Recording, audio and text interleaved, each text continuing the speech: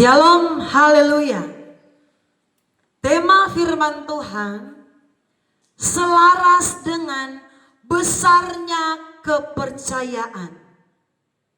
Saudara yang dikasihi Tuhan, ketika Tuhan menentukan pilihannya atas hidup kita, kita bisa menjadi orang-orang yang dipilih Tuhan. Kita bisa dikatakan orang-orang yang dipakai Tuhan dalam pelayanan pekerjaan Tuhan. Betapa mulianya panggilan Tuhan atas hidup kita.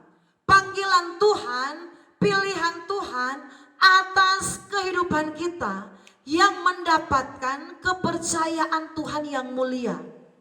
Tetapi tahukah saudara bahwa orang-orang yang dipilih Tuhan, orang-orang yang mendapatkan kepercayaan Tuhan, menjadi pendeta, menjadi majelis, menjadi penatua, apapun kepercayaanmu yang Tuhan anugerahkan dalam hidupmu, itu bukan hanya sekedar, tetapi kita akan dituntut oleh Tuhan melalui kepercayaan Tuhan itu.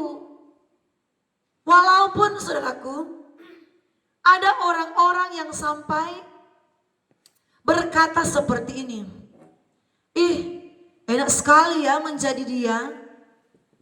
Dia itu pendeta yang terkenal. Enak sekali menjadi kamu. Kamu itu menjadi penatua yang disegani, yang dihormati. Menjadi pendeta yang terbang-terbang. Pelayanannya banyak. Hari ini khotbah di Jawa, minggu depan khotbah di Papua, minggu depan lagi khotbah di Sumatera, khotbah di Kalimantan. Luar biasa sekali. Tetapi ingat saudaraku, kepercayaan yang besar itu, ketika kita mendapatkan kepercayaan yang besar itu dari Tuhan, kita dipilih oleh Tuhan untuk menjadi alatnya, menjadi penyambung lidah Tuhan.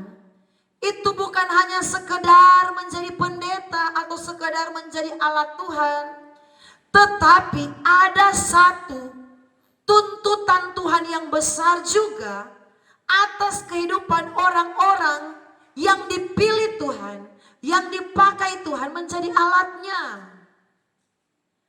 Kita sebagai pelayan Tuhan, kita sebagai orang-orang yang terpilih akan dituntut oleh Tuhan.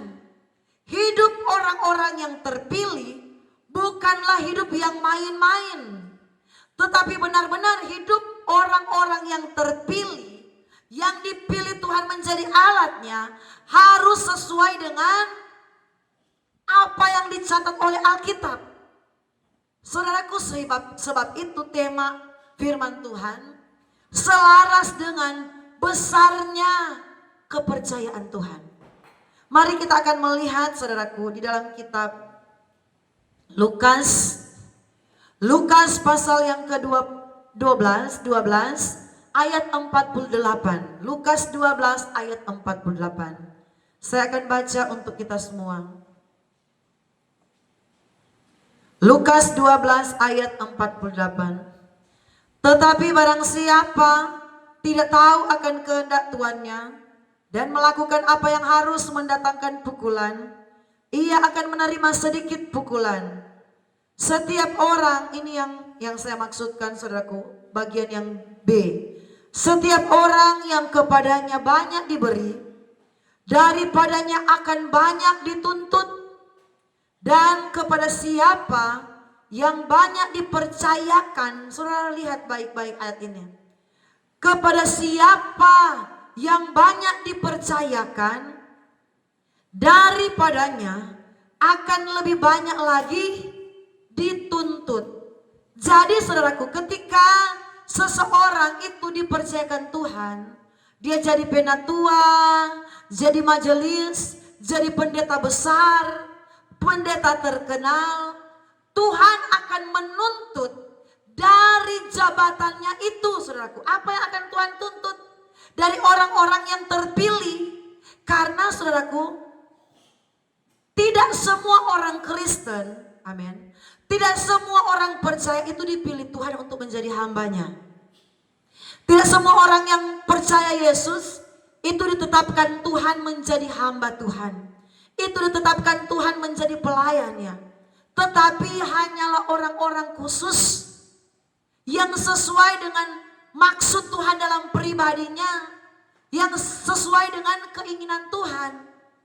Keinginan Tuhan yang tidak dapat diganggu-gugat oleh manusia. Sebab itu orang-orang yang terpilih tidak boleh hidup sembarangan. Tuhan akan tuntut keberadaan kehidupan kita. Sebab itu saudara-saudara perhatikan di media sosial. Ada banyak orang-orang yang sampai berpemikiran negatif kepada pendeta-pendeta.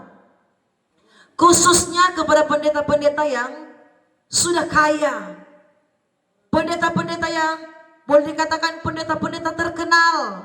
Karena tidak semua pendeta itu terkenal. Ada pendeta yang melayani di desa, nggak ada orang yang kenal dia selain dia dan jemaatnya dan warga yang ada di sana. Tetapi yang saya maksudkan pendeta yang terkenal itu pendeta yang kita lihat di medsos setiap saat tampil mukanya. Bilang namanya semua orang tahu itu. Saudaraku, pendeta-pendeta atau pelayan-pelayan Tuhan yang seperti itu, Tuhan akan menuntut lebih dari kehidupan mereka. Sebab itu banyak kali netizen atau orang-orang mulai berkomentar, oh dia itu pendeta besar, pendeta kaya, tapi pendetanya pelit, tidak pernah membantu orang, tidak pernah kami dengar membantu membangun gereja di pedalaman. Pendeta itu terkenal sekali, subscribernya banyak sekali, jemaatnya banyak sekali, jam terbangnya padat. Tetapi tidak pernah kita melihat pendeta itu membagi-bagi sembako untuk orang lain. Tidak pernah kita mendengar pendeta itu berkorban untuk pembangunan gereja di desa-desa. Gereja-gereja yang ya kasihan, sudah mau rubuh-rubuh, bangunannya sudah lapuk, sudah tua. Ini saudaraku, manusia mulai menuntut kehidupan pendeta atau pelayan Tuhan. Karena apa? Karena memang kehidupan hamba-hamba Tuhan, kehidupan orang-orang yang terpilih harus selaras dengan besarnya kepercayaan Tuhan itu. Kalau kita hanya guru sekolah minggu, kalau kita hanya kostor, orang tidak akan terlalu banyak menuntut. Karena memang tugas kita sebagai guru sekolah minggu, kita hanya dikenal mungkin di kalangan gereja kita sebagai kostor. Tetapi ketika seorang pendeta yang berdiri di atas mimbar, itu bukan hanya jemaat yang menuntut, tetapi Tuhan sendiri juga menuntut dari kehidupan orang-orang yang dipercayakan itu. Apakah kita ini orang yang hidup dalam kekudusan? Sebagai pendeta itu harus jangan bercabang lidah. Sebagai hamba Tuhan itu harus murah hati. Hamba Tuhan itu jangan sampai menjadi batu sandungan. Hamba Tuhan itu harus menjadi teladan. Saudaraku, memang orang-orang yang terpilih adalah orang-orang yang sangat bersyukur. Karena kita melihat ada banyak hamba-hamba Tuhan itu diberkati dengan luar biasa. Karena memang itu sudah dikatakan oleh firman. Ketika kita melayani Tuhan dengan segenap hati, Alkitab bilang ketika engkau meninggalkan keluargamu, sanak familimu, meninggalkan ladangmu dan mengikut aku. Alkitab bilang ketika Petrus bertanya kepada Tuhan, apa upah kami mengikut engkau? Tuhan bilang, engkau akan mendapatkan 100 kali lipat. Bahkan di hidup yang kekal akan menjadi bagianmu. Jadi memang saudaraku, kita tidak bisa pungkiri orang-orang yang melayani Tuhan, orang-orang yang dipercayakan Tuhan, orang-orang yang dipilih Tuhan, hidup mereka pasti diberkati oleh Tuhan dengan berkelimpahan.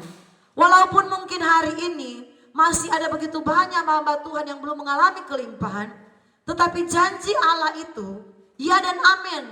Pasti dalam waktu yang ditentukan Tuhan, orang-orang yang dipilih, yang dipercayakan Tuhan akan mengalami berkat Allah. Saudara yang dikasihi oleh Tuhan.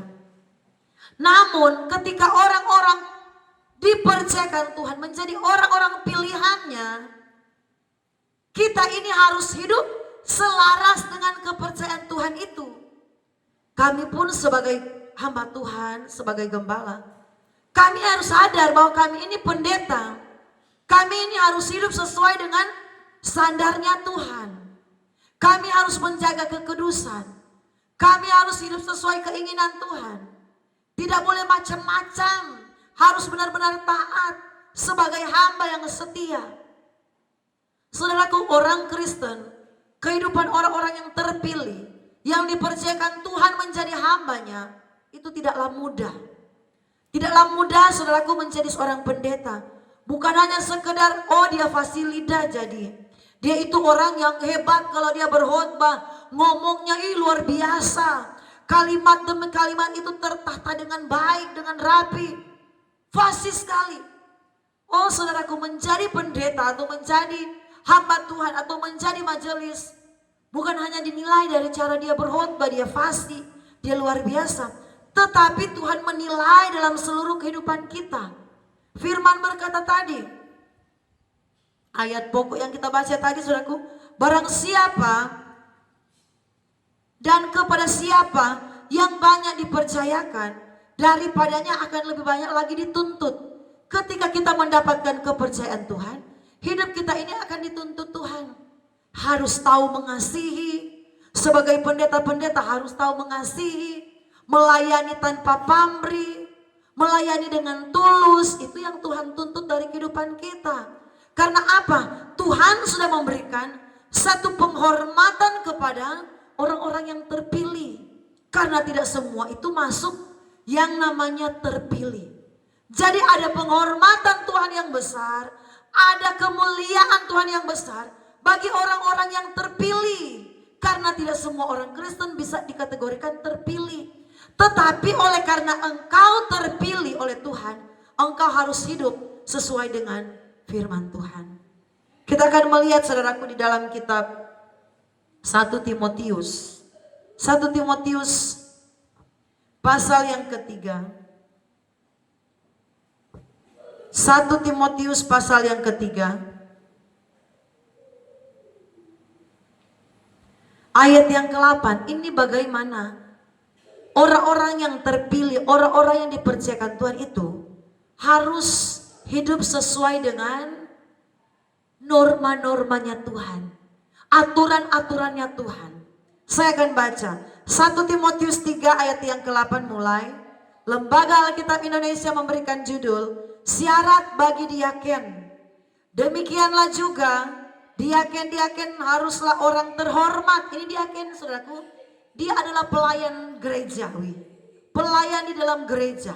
Ini saja cuma diaken, syaratnya itu sangat berat. Artinya inilah yang Tuhan tuntut dari orang-orang yang dipercayakan, dari orang-orang yang dipilih. Karena apa? Kita orang-orang yang dipilih, kita yang berdiri di atas mimbar ini saudaraku, yang memberitakan firman Tuhan. Jangan sampai orang mencela firman Tuhan karena melihat sikap hidup kita. Apalagi pendeta. Sedangkan diaken syaratnya luar biasa. Apalagi sebagai pendeta. Apalagi menjadi pendeta yang sudah terkenal. Hidup kita setiap saat itu disorot. Bukan hanya disorot oleh media. Bukan hanya disorot oleh orang Kristen. Tapi disorot oleh Tuhan. Saya baca saudaraku. Syarat-syarat bagi diaken 1 Timotius 3 ayat yang ke-8. Demikian juga diaken-diaken haruslah orang terhormat. Jangan bercabang lidah. Ini saudara perhatikan. Jangan penggemar anggur. Jangan serakah. Sebagai orang-orang yang mendapat kepercayaan Tuhan, kita harus menjadi orang yang terhormat. Bukan kita dihormati karena kita ini kaya, tetapi karena jabatan itu, jabatan yang memberikan satu penghormatan. Orang-orang Kristen, mengapa mereka sangat menghormati pendeta, majelis, penatua, diaken? Karena saudaraku, mereka adalah orang-orang khusus yang diberikan tugas oleh Tuhan untuk melayani. Mereka kalau di dalam kitab Taurat atau perjanjian lama, mereka orang-orang terpilih itu orang-orang Lewi, orang-orang yang melayani Tuhan, dan kaum Harun. Kaum Harun itu imam, yaitu pendeta-pendeta yang menyampaikan firman, atau nabi, atau guru, atau penginjil, atau rasul. Saya baca, haruslah orang-orang yang terhormat, jangan bercabang lidah. Ini Tuhan tuntut dari kehidupan kita sebagai pendeta, sebagai penatua, sebagai orang-orang yang dipercayakan Tuhan. Jangan penggemar anggur. Artinya apa? Menjadi seorang pendeta jangan suka mabuk-mabuk, jangan suka merokok. Kita akan dituntut, bukan hanya dituntut oleh jemaat yang kita layani, tetapi dituntut oleh Tuhan. Jangan serakah. Ini yang saya contohkan tadi. Banyak orang sampai berkomentar negatif. Ih, dia pendetanya sudah terkenal, uangnya banyak, persembahannya melimpah, tetapi tidak pernah saya lihat di medsos dia memberi bagi gereja yang membangun. Dia berkorban bagi gereja-gereja yang kasihan, dapat sayang. Saudaraku, saya mau sampaikan, Tuhan juga sangat bersedih ketika melihat ada orang yang dipercayakan Tuhan, yang dikatakan pendeta, yang sudah besar, pendeta yang sudah terkenal, tetapi hidup serakah. Hanya mengumpulkan harta sendiri juga Tuhan tidak mau. Kami, saudaraku, punya prinsip sebagai pendeta, sebagai hamba Tuhan. Kami bilang, kalau Tuhan percayakan kami berkat, kami punya misi dalam pelayanan di gereja kami itu pembangunan gereja 200 gereja. Jadi saudaraku, kami sudah buktikan ketika kami ada berkat, kami tidak mau deposito menabung yang banyak. Dalam arti kami mengumpulkan untuk diri kami sendiri. Bahkan kami sampai harus tidak ada apa-apa karena kami mempentingkan pekerjaan Tuhan. Kami ada berkat, kami beli tanah gereja. Kami sendiri yang bangun pembangunan gereja. Tanpa kami harus tagih-tagih di jemaat. Karena kami mau belajar, kami juga pendeta itu harus menabur. Kami cuma bilang, mari jemaat, kalau jemaat mau memberi silakan. Tetapi kalau kami melihat jemaat tidak mau merespon, kami tidak mau paksa. Karena kami percaya Tuhan akan memberkati kami lebih ketika kami sebagai pendeta itu tidak serakah. Kita baca ayat tadi. Jangan serakah. Artinya apa? Ketika kita menjadi pelayan Tuhan, jangan hidup untuk kepentingan diri kita sendiri. Ayat 9. Melainkan orang yang memelihara rahasia iman dan hati nurani yang murni, yang suci. Jadi saudaraku, menjadi diaken atau menjadi orang-orang yang terpilih, menjadi hamba-hamba Tuhan itu jangan Carlota. Bahasa Portugis bilang. Jangan apa saudaraku, mulutnya suka, orang bilang apa? Suka gosip. Ini Tuhan bilang jangan bercabang lidah. Di satu dia bilang ini, di satu dia bilang yang lain. Di depan dia ngomong lain.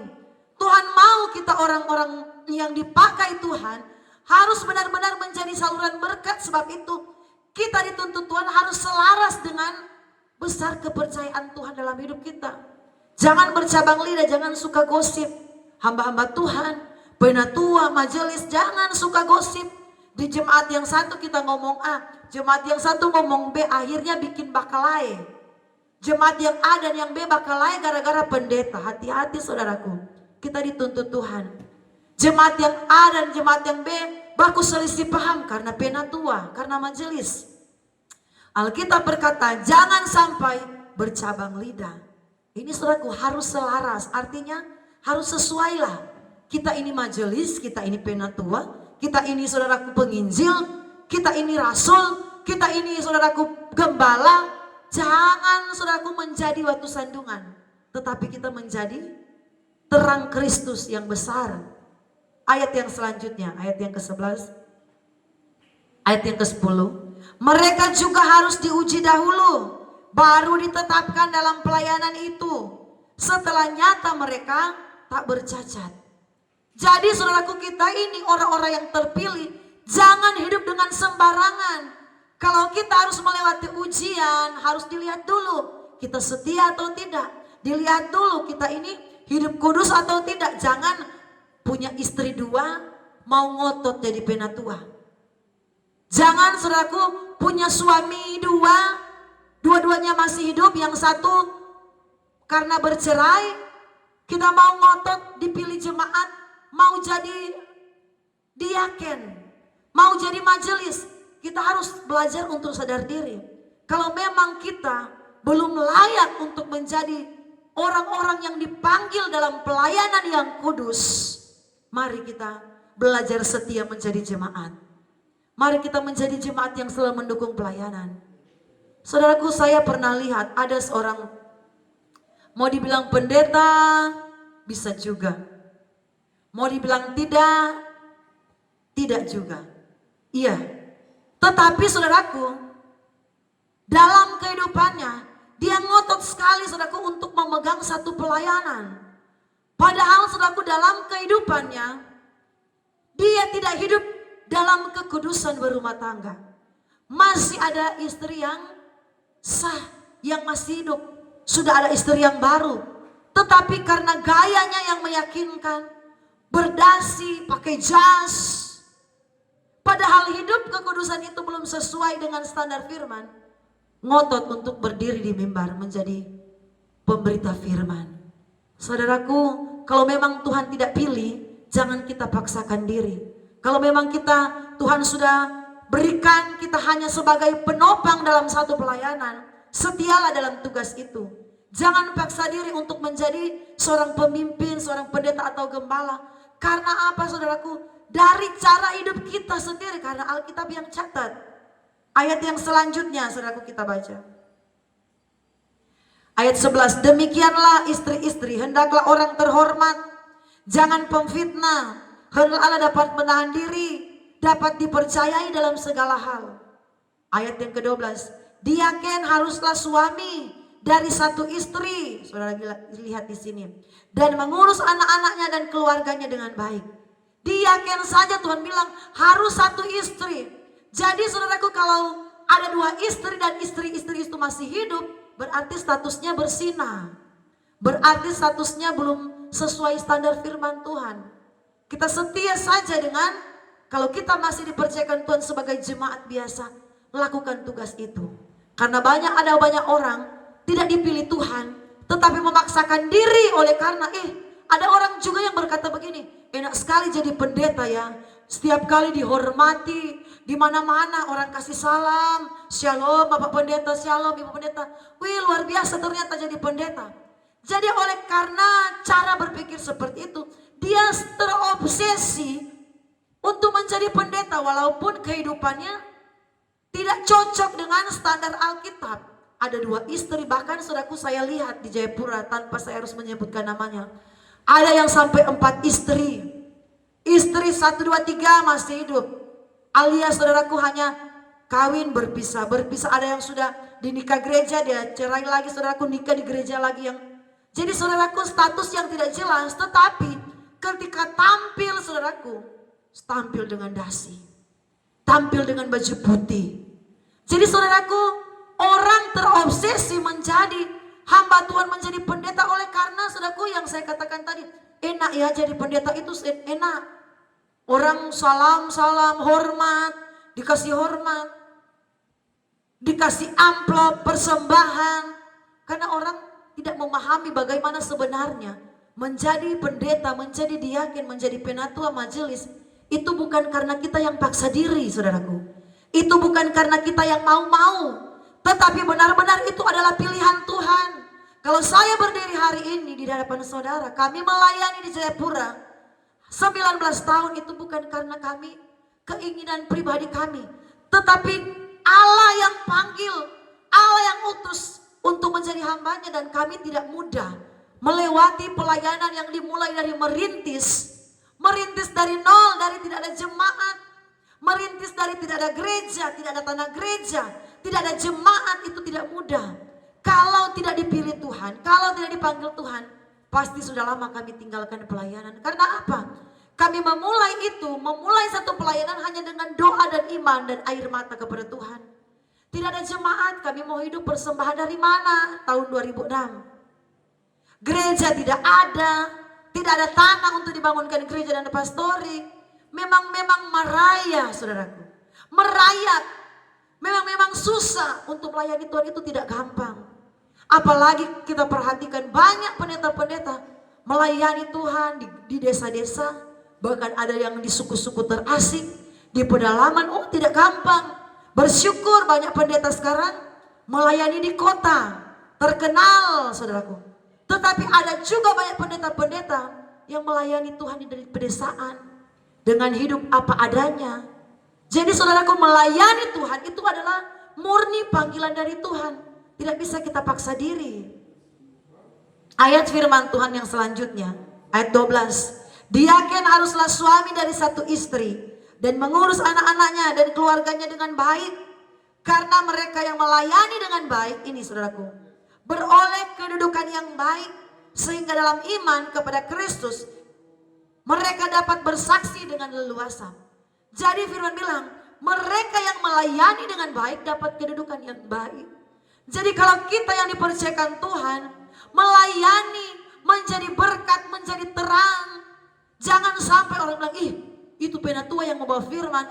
Saya tidak mau dengar DP khotbah. Saya tidak mau dengar itu penatua punya khotbah. Bagaimana dia kalau di rumah itu, mulut rica-rica, bicara sini bicara sana.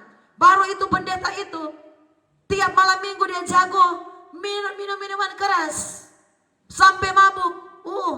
Jangan sampai kehidupan kita seperti itu. Tetapi orang-orang yang dipilih, dipercayakan Tuhan harus selaras dengan kepercayaan Tuhan. Apalagi sebagai pendeta, apalagi sebagai penginjil, guru, nabi. Itu dituntut oleh Tuhan, jangan main-main.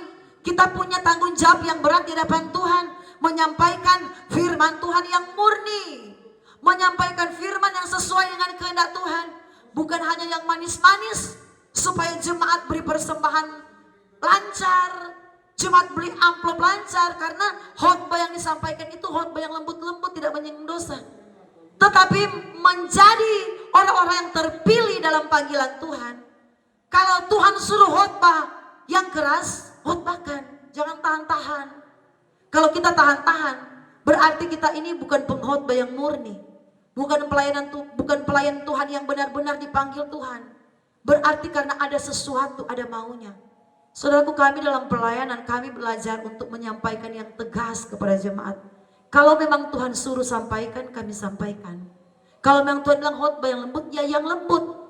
Tetapi saudaraku, kami mau belajar taat dengan panggilan Tuhan. Menjadi hamba Tuhan itu memang tidak gampang.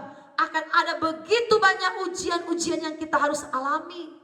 Akan ada begitu banyak tantangan yang harus kita lewati. Kami berdiri di hadapan saudara saat ini. Ada begitu banyak ujian yang sudah kami lewati. Masa kekurangan kami alami, saudaraku.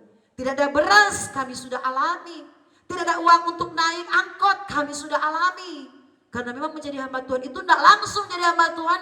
Dia sudah terkenal, dia sudah dihormati di mana-mana.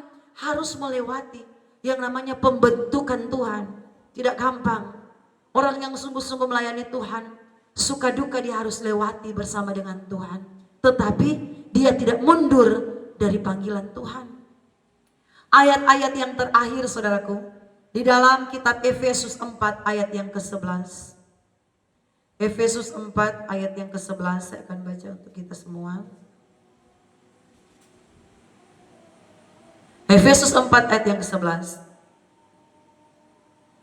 Dan ialah yang memberikan, ialah ini huruf besar berarti Tuhan Yesus sendiri. Ialah yang memberikan baik rasul-rasul maupun nabi-nabi, baik pemberita-pemberita Injil maupun gembala-gembala dan pengajar-pengajar. Ayat 12. Untuk memperlengkapi orang-orang kudus bagi pekerjaan pelayanan, bagi pembangunan tubuh Kristus. Jadi Tuhan memberikan kepada orang-orang yang terpilih itu karunia-karunia, 5 jawatan. Ada yang tipe karunia yang Tuhan berikan itu sebagai nabi yang menemplak dosa, ada yang sebagai gembala, ada yang sebagai penginjil, sebagai rasul, sebagai guru, dan itulah orang-orang yang terpilih, yang dipilih oleh Tuhan. Dikatakan untuk apa mereka Tuhan pilih? Dalam tugas dan kepercayaan Tuhan untuk memperlengkapi gereja Tuhan. Artinya apa? Untuk menyampaikan kebenaran firman Tuhan supaya jemaat-jemaat itu bertumbuh, memperlengkapi saudaraku gereja Tuhan, memperlengkapi tubuh Kristus. Siapa tubuh Kristus? Ialah saudara-saudara sekalian jemaat Tuhan, ialah kami sendiri pemberita-pemberita Injil untuk memperlengkapi tubuh Kristus.